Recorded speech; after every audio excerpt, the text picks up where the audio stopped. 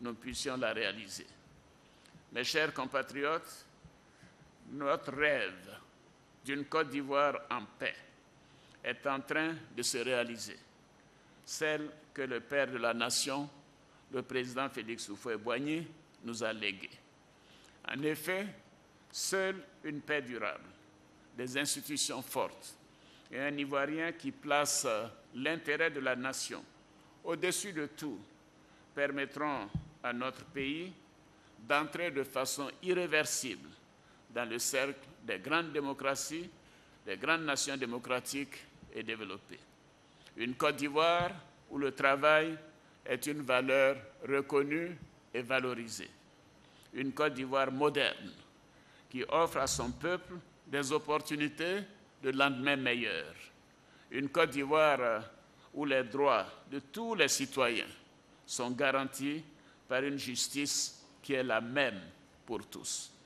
Une Côte d'Ivoire de paix et de sécurité, avec des forces de défense et de sécurité qui continueront encore plus à servir la cohésion nationale, à protéger les personnes, les biens et les activités économiques de notre pays.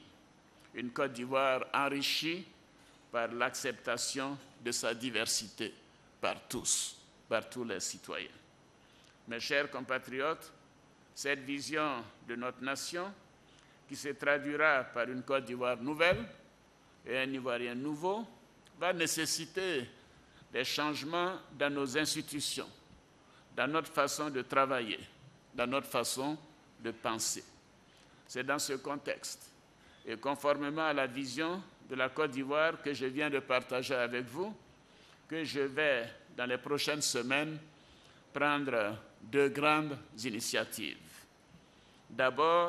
Tout d'abord, nous devons renforcer notre processus de réconciliation nationale. Oui, nous devons renforcer notre processus de réconciliation nationale par de nouvelles consultations que j'entreprendrai avec la CONARIV et les autorités traditionnelles de notre pays. Ce processus nous permettra d'accélérer la réconciliation des filles et des fils de notre pays. Dans ce contexte, j'invite tous mes compatriotes, particulièrement les femmes et les hommes politiques, à saisir cette nouvelle opportunité de rassemblement de notre nation. Ensuite, le deuxième grand point, nous devons nous munir d'une nouvelle constitution qui doit garantir l'égalité de tous, la cohésion nationale et la stabilité de nos institutions. Les modifications que nous comptons apporter vont tenir compte de notre histoire, de notre culture et des valeurs que nous voulons promouvoir pour la Côte d'Ivoire nouvelle. Mes chers compatriotes, je m'engage à nouveau à travailler à l'amélioration de vos conditions de vie. Je m'engage aussi à procéder à la transformation de notre économie en mettant en œuvre des réformes visant à assurer un meilleur partage des fruits de la croissance. L'industrialisation que nous allons promouvoir aura pour socle la transformation de nos produits agricoles pour générer des emplois, notamment pour les jeunes, tant en milieu urbain qu'en milieu rural. Je m'engage aussi à offrir à notre jeunesse encore plus d'emplois que par le passé. Les bonnes perspectives économiques de notre pays doivent profiter en priorité à notre jeunesse, car elle est notre plus grande force, notre plus belle richesse. Cette jeunesse, je l'ai rencontrée, je l'ai écoutée, je l'ai entendue. Je suis confiant que des résultats encore plus probants seront obtenus et que nous allons assister à une réduction importante du chômage des jeunes dans les mois et les années à venir.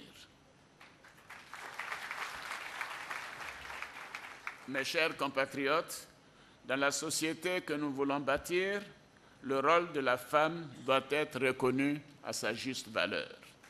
Oui, il nous faut une plus grande représentativité des femmes dans les instances de direction et de décision.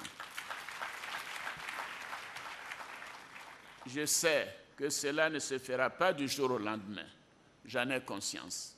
Néanmoins, je m'engage à œuvrer pour réduire les distorsions existantes, tant dans le secteur public que dans le secteur privé.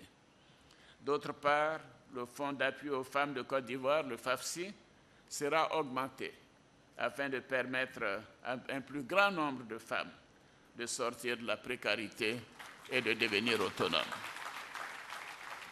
Je m'engage enfin à réduire davantage la pauvreté en Côte d'Ivoire et à soutenir les plus défavorisés de notre société.